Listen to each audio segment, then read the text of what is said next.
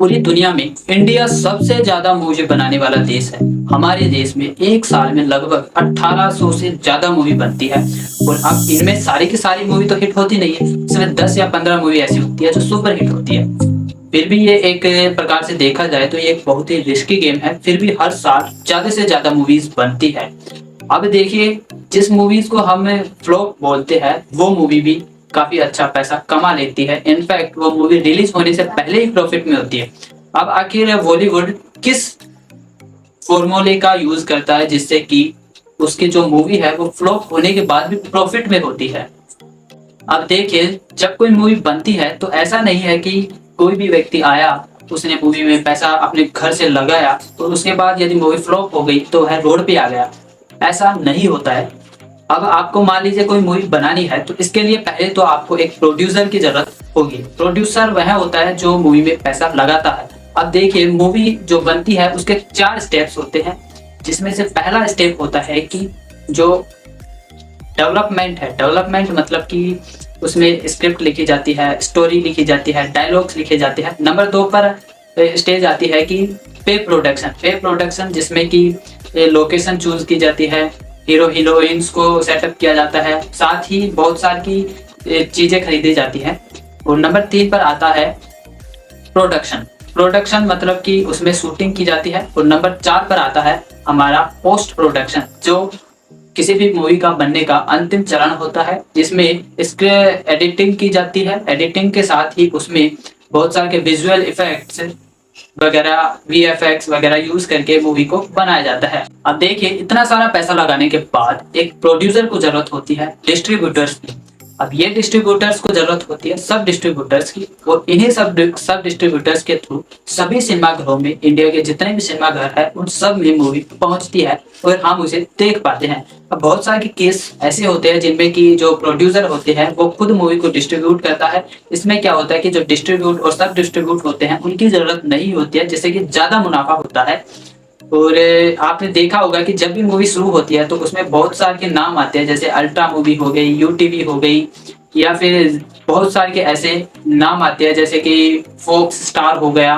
ये सब के सब है जो डिस्ट्रीब्यूटर्स है जो मूवी को हमारे सिनेमाघरों में सब डिस्ट्रीब्यूटर्स को देते हैं और सिनेमाघर में मूवी चलती है। इनका अपना एक अलग प्रॉफिट होता है, अलग तरीके से मुनाफा होता है इनका। आपने ये नोटिस किया होगा कि जो बड़ा स्टार होता है वो 1 या 2 साल में मुश्किल से 2 या 3 मूवी देता है, और जबकि एक छोटा स्टार साल में लगभग 5 से 6 मूवी करता है। फिर भी उसके बाद भी जो बड़े स्टार है इनकी जो नेटवर्थ है वो छोटे स्टार से बहुत ज्यादा होती है।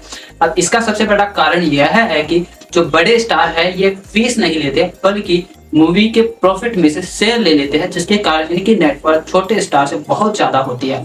अब देखिए, जो भी छोटी मूवी है, छोटे स्टार की मूवी है, वो कितनी ही अच्छी क्यों ना हो, उसके जो डायलॉग्स है, उसकी स्क्रिप्ट है वो कितनी ही जबरदस्त क्यों ना हो, लेकिन एक बड़े हीरो का जो बैनर है वो मार्केटिंग कर करके हमें ये रटवा देगा कि इस एक्टर की मूवी इस दिन को रिलीज होने वाली है। और यदि आपने यह मूवी नहीं देखी तो आप उस लाइन में पीछे रह जाओगे। और साथ ही आपको यदि उस मूवी पर किसी प्रकार के कमेंट करने हैं तो उसको आपको पहले देखना होगा, वरना उस समय उस पर्टिकुलर टाइम में, जिस टाइम में बड़े स्टार्स की जो मूवी रिलीज होती है, सोशल मीडिया पर एक ऐसा माहौल बना दिया जाता है कि जो मीम्स आती है, मीम्स या फिर रील वगैरह जो भी आती है वो आपको समझ में ही नहीं आएंगे। तब जब तक कि आपको वो मूवी देख ना ले तब तक आपको सोशल मीडिया पर क्या चल रहा है कुछ समझ में नहीं आएगा। कि एक ऐसा माहौल क्रिएट कर देते हैं जिसके कारण इनकी जो फ्लॉप मूवी है वो भी काफी अच्छा पैसा कमा लेती है।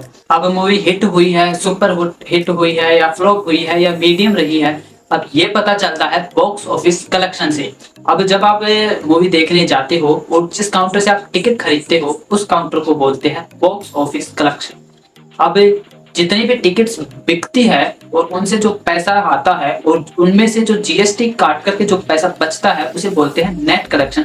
और इसी नेट कलेक्शन से पता चलता है कि वो मूवी सुपर हिट रही है, फ्लॉप हुई है या फिर मीडियम पर रही है। ये सब नेट कलेक्शन से पता चलता है। अब देखिए, जो प्रोड्यूसर होता है ये डिस्ट्रीब्यूटर को मूवी देने से पहले मूवी के बहुत सारे राइट्स बेचता है, जैसे कि डिजिटल राइट, कि सबसे पहले ये मूवी उस पर्टिकुलर टाइम में किस चैनल पर दिखाई जाएगी, जी टीवी पर, सोनी टीवी पर, या स्टार भारत या स्टार उत्सव किस चैनल पर दिखाई जाएगी, इसके लिए भी प्रोड्यूसर को काफी अच्छी रकम मिलती है, अच्छा मोटा पैसा बना लेता है।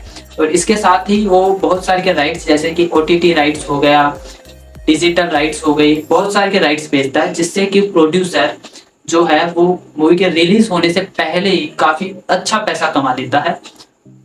इसके साथ ही जो बड़े बड़े बैनर्स होते हैं, बड़े बड़े सिनेमा घर होते हैं, उनका पहले ही फिक्स होता है कि इस हीरो की इस टाइम मूवी रिलीज होने वाली है। जैसे कि दिवाली पर शाहरुख खान की मूवी रिलीज होगी, भाई ये पहले फिक्स होता है कि दिवाली पर इस हीरो की, होली पर इस हीरो की और रक्षाबंधन पर इस हीरो की, साथ ही पहले ही फिक्स होता है ये उनका। इस कारण से जो छोटी मूवी होती है इनका कुछ स्कोप बचता ही नहीं है, क्योंकि जब भी बड़े हीरो की मूवी रिलीज होती है और उसी पर्टिकुलर टाइम में छोटे हीरो की मूवी रिलीज होती है, तो कोई भी छोटे हीरो की मूवी देखना पसंद नहीं करेगा, ज्यादातर बड़े हीरो की तरफ ही जाएंगे।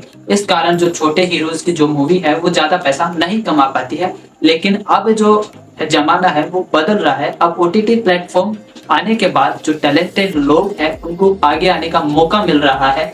इसी कारण धीरे धीरे परिस्थितियां अलग होती जा रही है और बॉलीवुड जैसा सुपर कॉम धीरे धीरे गिरता जा रहा है।